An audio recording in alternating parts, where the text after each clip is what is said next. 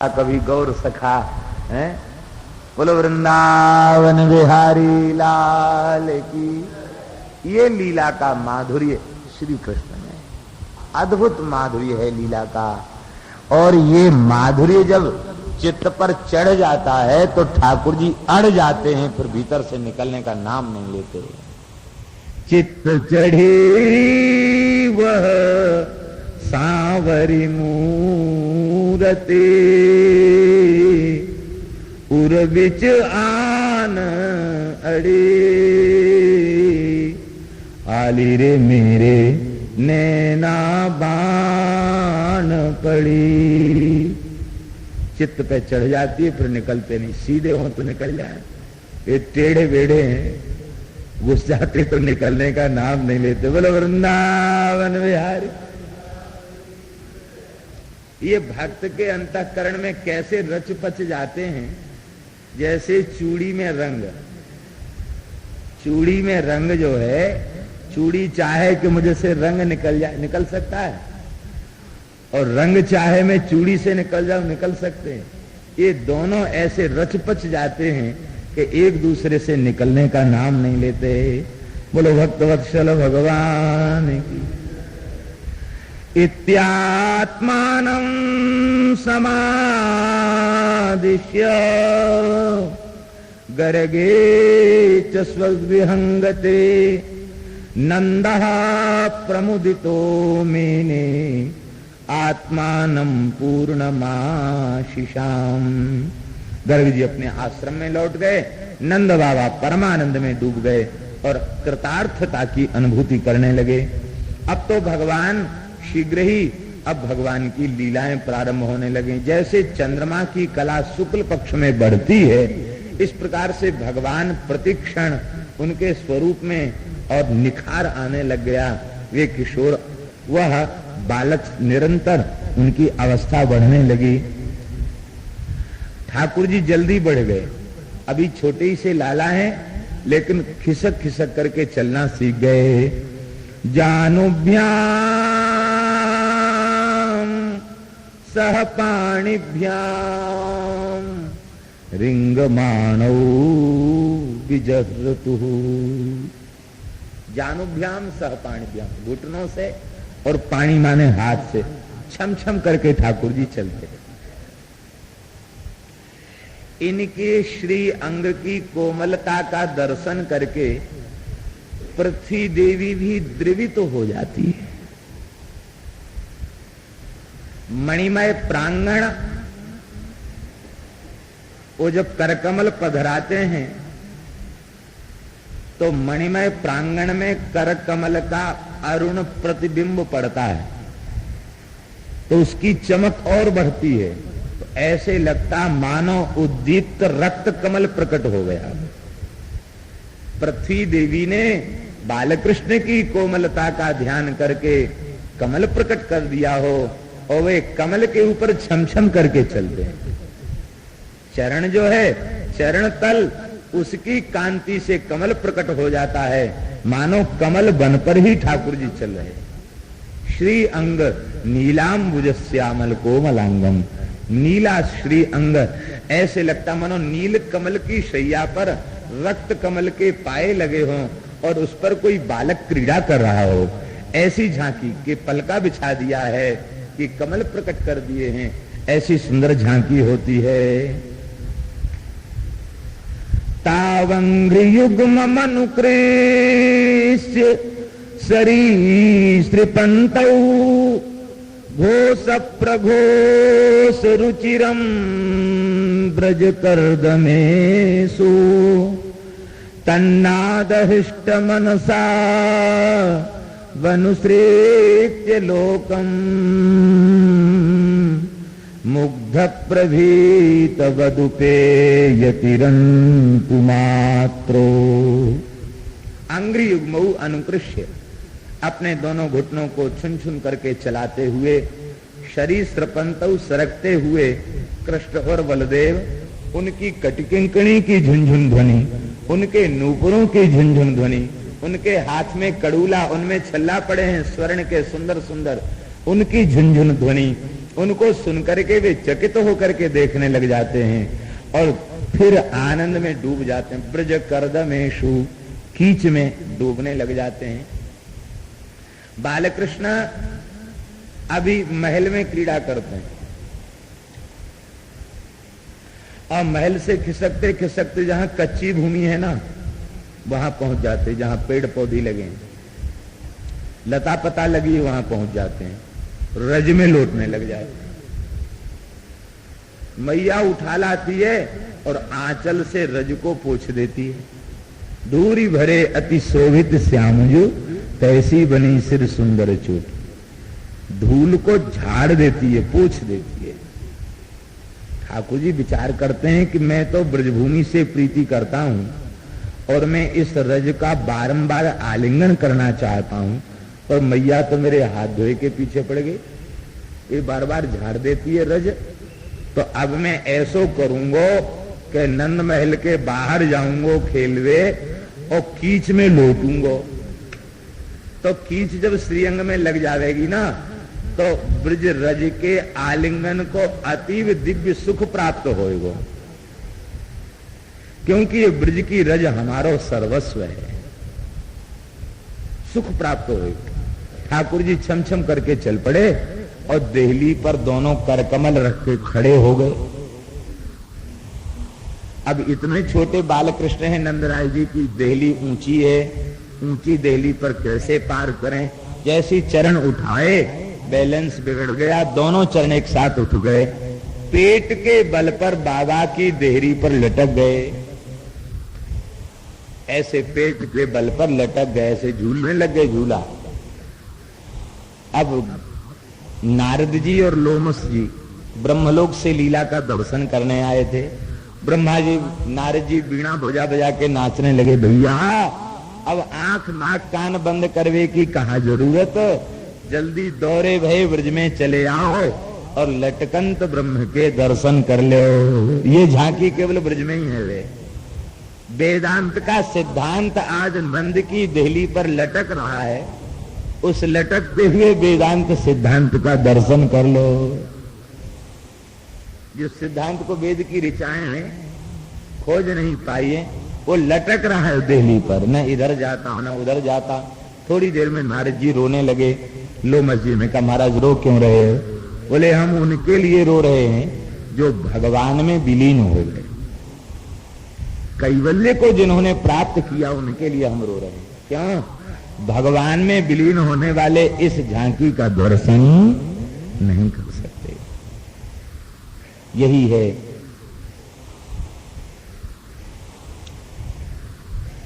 अभी एक कोई संत बता रहे थे कि यहां कहीं कथा हो रही थी, तो कथा में कोई कह रहे होंगे वैष्णव लोग नाम की महिमा चिल्लाते, नाम की नाम लेने वालों में से किनका मोक्ष हुआ है? किसी का मोक्ष नहीं हुआ, ऐसा भी सिद्ध कर रहे थे। कोई होंगे, भगवान जाने कहां से आएंगे वृंदावन में,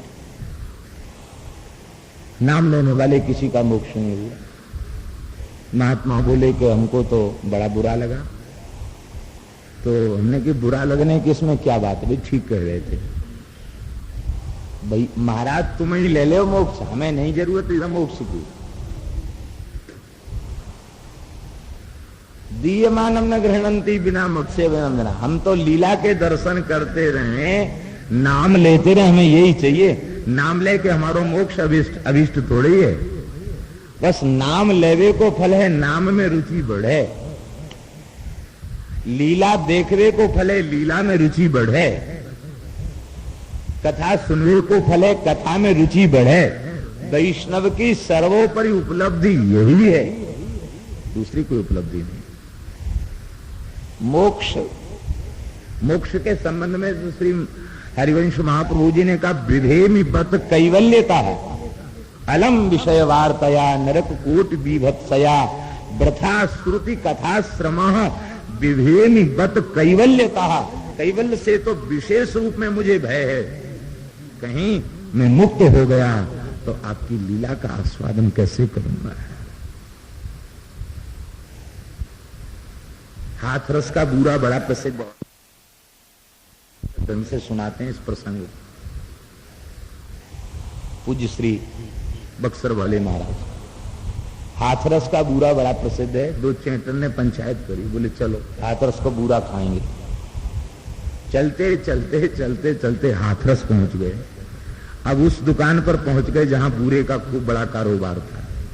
बड़ी कड़ाही में बूरा पलटा चल रहा था, लकड़ी का। लकड़ी का पलटा होता मोटा सा, उससे घोटते हैं बूरे को। पलटा चल रहा था तो एक चेंटा तो, दोनों चेंटा कड़ाही पे चढ़ गए। चढ़ के एक चेंटा तो कड़ाही के किनारे जो बूरा लगा था उसको थोड़ा गुनगुना था, उसको चाट चाट करके परमानंद में डूब गए। बोले वाह क्या कहना, इतना परिश्रम हुआ वो सब सफल हो गया बूरा चाट करके। दूसरा चेंटा बोला, बोलो भाई हमको तो यहां चाटने में संतोष नहीं, हम तो कूद पड़ेंगे इसी में। बोले भाई कूद तो पड़ेगो पर तेरो बूरो बन जाएगा। बोले भले ही बन जाए बूरो, मैं तो यही में कूदूंगा। बोले एक तो कूद गया तो पलटा जोर से चल रहा था, वो रगड़ रगड़ के बूरा बन गया। और एक जो था उसने खूब जो है स्वाद लिया, और बाद में जब कढ़ाई को हिलाने डुलाने लग गया हलवाई, तो वह धीरे से कढ़ाई से नीचे उतरा और वहीं दुकान में एक छेद में रहने लग गया। अब जब गरम गरम बूरा उतरे और उतर के थोड़ा सा ठंडा हो, बस कढ़ाई पे चढ़ के और नीचे गिर जाए। खूब बूरा खाया। वो तो बूरा खाते खाते तृप्त नहीं हो रहा था, वहीं रह गया। बोले बस एक तो भगवान में डूब गए और बूरा खाने वाले किसी बिल में रह गए।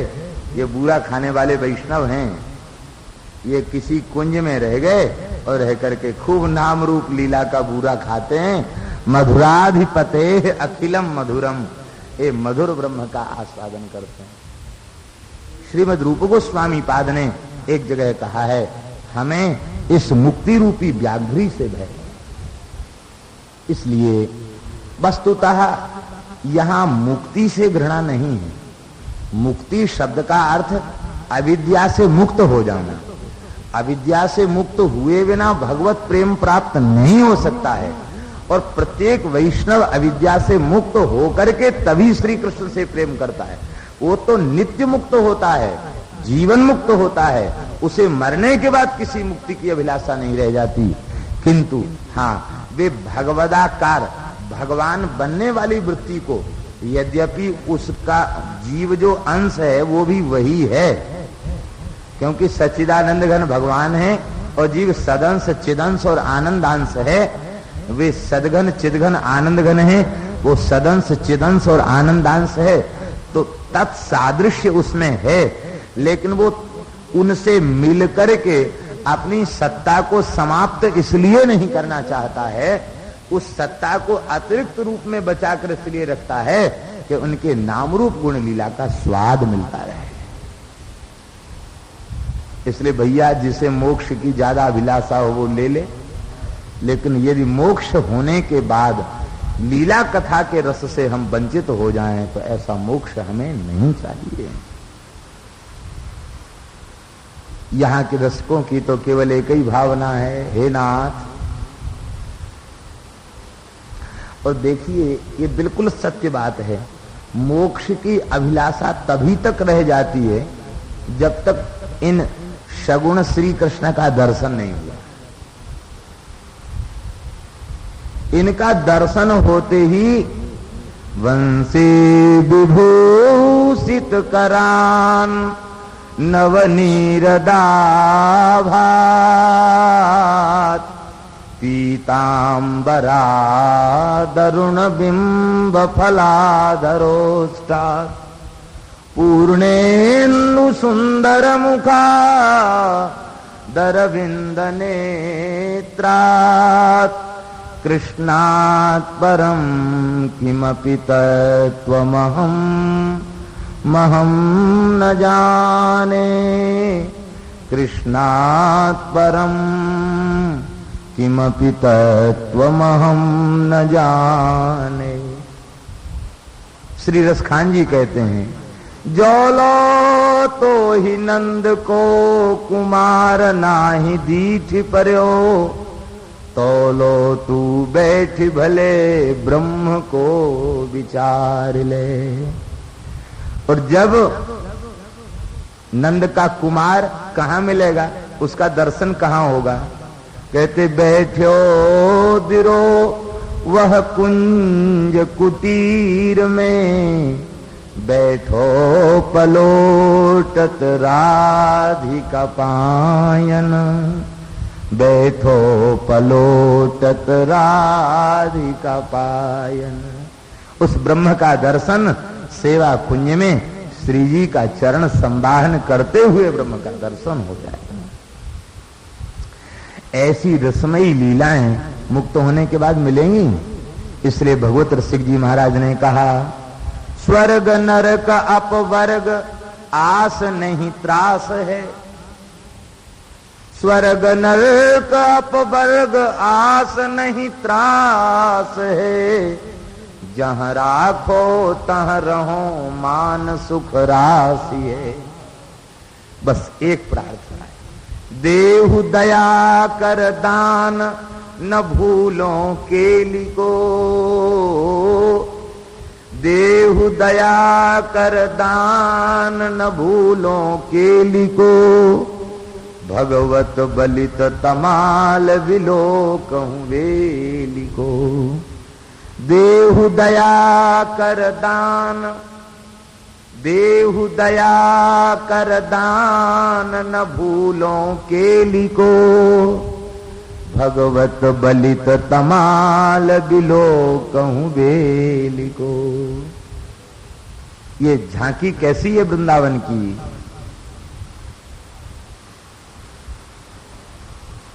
श्री कुमनदास जी महाराज कहते हैं, रसिकनी रस में रहत गड़ी, रसिकनी श्री जी रसिकनी रस में रहत गड़ी, श्याम वरण गौर वरण वृषभानु नंदिनी,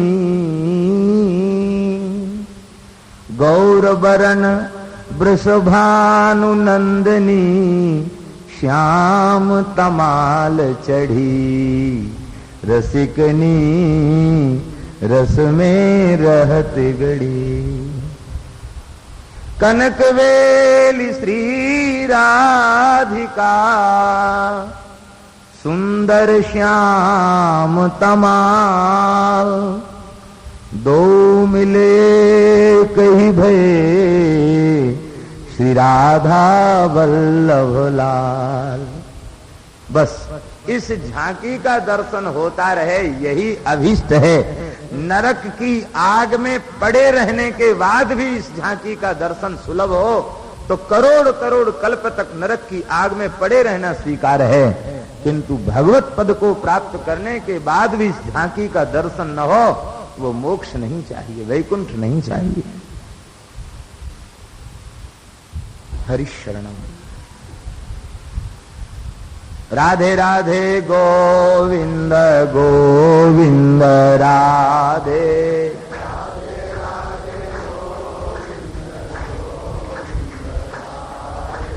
राधे राधे गोविंद गोविंद राधे, राधे राधे गोविंद गोविंद राधे, राधे राधे गोविंद गोविंद राधे, राधे राधे। श्री वृंदावन बिहारी। मैया दौड़ी भई गई और कन्हैया को गोद में उठाए लियो। अब ठाकुर जी और बड़े है गए, अब ठाकुर जी नंद बाबा की देहरी को पार करवे के योग्य है गए। भगवान पार करके कीच में लौटवे लग गए। मैया भयभीत हो गई, कन्हैया कहाँ गयो। मैया ने आवाज लगाई, कन्हैया, ओ लाला कन्हैया, कहाँ गयो। अभी ठाकुर जी बोलना नहीं जानते, आ ऊ करना जानते हैं खाली। बालक कृष्ण ने कहा ऊ, ऐसे लगा मानो वेदों का मूल प्रणव उनके मनोहर कंठ का भेदन करके प्रकट हो रहा। इनकी वाणी कैसी है। मृतक जियावनी गिरा सुहाई, श्रवण रंध्र हुई उर जब आई, हृष्ट पुष्ट तन भये सुहाए, मानहु अवहीं भवन ते आए। इनकी वाणी मृतक जिया, मृतक के कान में भी इनकी वाणी पड़ जाए तो वो जीवित हो जाए, और जिसके कान में इनकी वाणी नहीं पड़ी वस्तुतः मृतक वही है, और इनकी वाणी जिसके कान में पड़ गई वही जीवित है।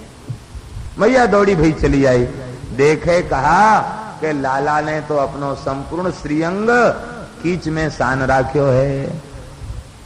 मैया बोली, पंकाभिषिक्त सकला वयवं विलोक्य, दामोदरं बदति कोपवसाद यशोदा, त्वं शूकरोसि गत जन्मनि पूतनारे, इत्युक्त सस्मित मुखो वतुनो मुरारी। ये ब्रज कर्दमेशु लीला का भाव बिल्वमंगल जी ने दिया है कृष्ण करणामृत में। पंकाभिषिक्त सकला वयवम विलोक्य दामोदरम वदति, दामोदर से क्या कहने लगी यशोदा, अरे कन्हैया मोय तो ऐसो लगे कि तू पूर्व जन्म को सूकर है। जैसे सूकर अपने शरीर को कीच में सान ले ना, ऐसे तेने अपनो श्रीअंग कीच में सान राख्यो। कितनी बढ़िया पोशाक पहराई, झंगुलिया पहराई, गुंजा माला पहराई और सुंदर मुक्ता माला पहराई, मयूर पक्ष को सुंदर मुकुट धारण करायो और तेने सवरो कीच में सान लियो। ठाकुर जी अंजलि से कीच भर भर कैसे डाला। ब्रजरज आलिंगन का सुख प्राप्त कर रहे। मैया बोली, मोय ऐसो लगे कि तू पूर्व जन्म को सूकर है। ठाकुर जी हंसवे लग गए, खिलखिला उठे। दो दो दतुली मैया को दिख गई, मैया भी आनंद में निमग्न हो गई। ठाकुर जी ने हंसकर मानो मैया से कहा, मैया तू कह तो रही है खींच के कि तू पूर्व जन्म को सूकर है, लेकिन बात बिल्कुल पक्की कह रही है, मैंने वाराह अवतार धारण किया। बोलो वाराह भगवान की, बोलो भक्तवत्सल भगवान की। यहाँ हम लोग यमुना जी के जिस घाट पर बैठे हैं ना, इस घाट का नाम भी बाराह घाट है। ये यमुना जी का घाट है जहाँ बैठे हैं, तो इसका नाम भी बाराह घाट है। अति प्राचीन बाराह घाट स्थान है। पहले यमुना जी यहीं से प्रवाहित हुआ करती थी, बाद में उधर चली गई धारा वाराह घाट। बोलो वाराह भगवान की। मैया दौड़ी भई आई। देखो यहाँ सुखदेव जी बड़ी सुंदर बात कह रहे हैं। कहते पंकांग राग रुचिरा उपगुह्य दोर्भ्याम। पंक का ही अंगराग, अंगराग जानते किसको कहते हैं? अष्टगंध चंदन से युक्त जो लेप है उसको अंगराग कहते हैं। कपूर, कस्तूरी, कुमकुम, केसर आदि आदि जो सुगंधित द्रव्य हैं, अगर तगर आदि का अतर, गुलाब जल, इन सबको मिलाकर जो बनता है उसको अष्टगंध कहते हैं। उसमें गोरोचन भी होता है। तो अष्टगंध से युक्त जो लेप है उसको अंगराग कहा जाता। तो जैसे अंगराग को धारण करने पर भगवान को प्रसन्नता होती है, ब्रज की कीच को कीच नहीं कहने का साहस हो रहा सुखदेव जी को। कहती है अंगराग है ठाकुर जी का। ठाकुर जी इसमें लौटने लग जाते हैं। पंकांगराग रुचि उपगुह्य दोर्भ्याम, भुजाओं में भर के उठा लेती। मैया को होश नहीं रह जाता कि हमारी नई साड़ी बिगड़ जाएगी। स्नान कराती है और भगवान मैया के गोद में पौड़ करके स्तनपान करने लग जाते हैं। अब ठाकुर जी को दूध पीने दीजिए। 12 बज के बार आवाज लगाई, तब ठाकुर जी ने उत्तर दिया, हाँ मैया कौन ते बतराए रहे हो है? भगवान बोले, मैया मातः क एष नवनीत मिदम त्वदीयम लोभेन चोरयितुमद्य गृहं प्रविष्टः मदवारणं न मनुते मयि रोषभाजी रोषं तनोति नहि मे नवनीत लोभ। मैया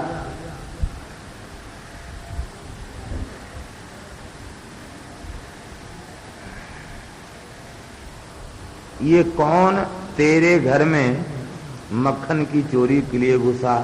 क्या तूने इसको भीतर भेजा है? मेरे देखते देखते तेरी मटकी से एक मक्खन का गोला लिया और खंभे में घुस गया। मद वारणम न मनुते, मैं इसको फटकार लगा के कहता हूं कि देख तेने हमारे घर चोरी करे। क्यों करी मेरे घर चोरी? मैं मैया ते कहूंगा तो मेरी बात बिल्कुल भी नहीं माने। ये मई रोष भाजी, मैं यहाँ पे क्रोध करूं तो ये मुंह पे क्रोध करे। मैं जैसे जैसे कहूं ये मेरी नकल उतारे। एक तो ये चोर है और फिर हम ते ही नकल उतारे और हमको चिढ़ावे। मैया क्या तेने भेजो जाए? मैया बोली कहाँ कौन? तो अपने ही प्रतिबिंब को दिखा गए थे। ये देखो मैंने उंगलियां उठाई ना, ये मेरी और उंगलियां उठाए रहे। मैया ने गोद में ले लिया। कन्हैया देख ये लाला तेरो प्रतिबिंब है। मैया प्रतिबिंब कहाँ हुए? बोले तेरी छाया। अच्छा, दर्पण लेके मैया आई, दिखाई, ये देख तेरो प्रतिबिंब है, तेरी छाया, ये तू ही तो है। ठाकुर जी प्रसन्न हो गए। मैया सोचती है, भगवान सोचते हैं कि आज तो चोरी का उपाय सफल नहीं हो पाया, प्रतिबिंब को देखकर भ्रम हो गया। अब ठीक है, आज मुहूर्त अच्छा नहीं था, कल करेंगे चोरी। दूसरे दिन पुनः श्री ठाकुर जी माखन चोरी के लिए भीतर घुसते हैं। मातः क एष नवनीतमिदं त्वदीयम् कृष्ण क्वासि करोसि किं पितरिति श्रुत्वैव मातुर्वचः साशंकं नवनीत चौर्य विरतो विश्रम्भितामब्रवीत् मातः कंकण पद्मराग महसा पाणिर्ममातप्यते तेनायं नवनीत भाण्ड विवरे विन्यस्य निर्वापितः। ठाकुर जी भीतर घुसे और ठाकुर जी ने मक्खन के भांड में अपने कर कमल को पधरा दिया, हाथ घुसेड़ दिया। पाना ही चाहते थे तब तक मैया ने देख लियो। मैया ने कि कन्हैया ओ कृष्ण, कृष्ण क्वासी, कृष्ण क्वासी बार बार कह रही है। कन्हैया तू कहाँ है? बोल तो सही। ठाकुर जी बिल्कुल भी नहीं बोल रहे। चोर नारजम प्रकट न रोई, चुप हो गए। तब जब उत्तर नहीं दिया तो मैया बोली किम पितरती, अरे वो पिताजी बोलो तो सही, मैंने देख लिया तो तू कहाँ है? अरे पिताजी बोले तो सही, बोले क्यों ना है?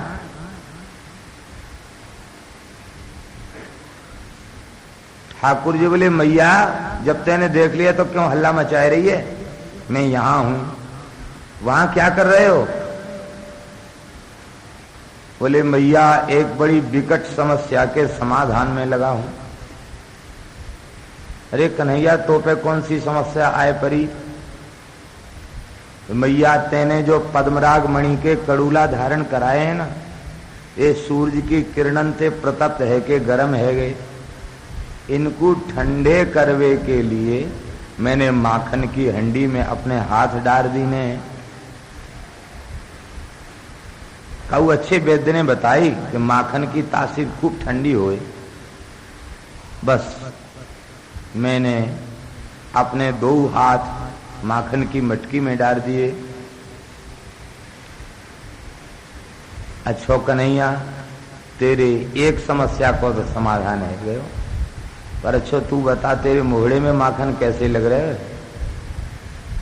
अरे मैया कड़ूरा तो ठंडे पड़ गए, पर ये मोहड़ो गर्म है गयो, पेट गर्म है गयो। तो मैंने विचार कियो कि जो माखन कड़ूला ने ठंडो कर सके वो का पेट को ठंडो नहीं कर सके, मुहड़े को ठंडो नहीं कर सके। बस यही लिए मैंने माखन को भोग लगाए लियो। भगवान को गोद में उठा लिया मैया ने और कहा कन्हैया एक बात बता। हाँ मैया बोल।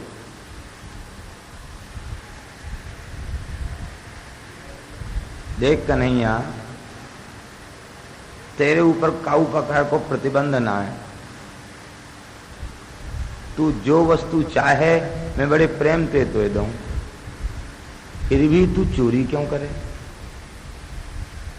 ये गोपी तेरे दर्शन करवे के काजे नंद महल में आवे और तो ये चोरी कर तो भयो देखें तो दूर दूर जाए के तेरी प्रसिद्धि करें कि तू चोरी करे। नंदराय के घर में तो ऐसा सपूत भयो जो चोरी करे।